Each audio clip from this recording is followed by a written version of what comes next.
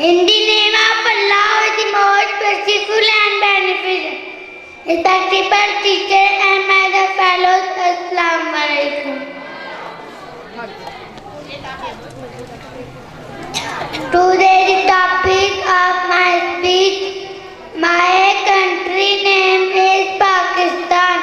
It came into being on August 14, 1947. It has four provinces: Punjab, Sindh, Balochistan and Khyber Pakhtunkhwa.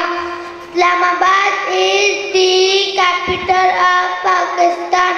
Quaid-e-Azam Mohammad Jinnah is the founder of Pakistan. Allama Muhammad Iqbal is the national poet of Pakistan.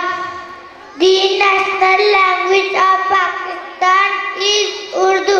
The national game of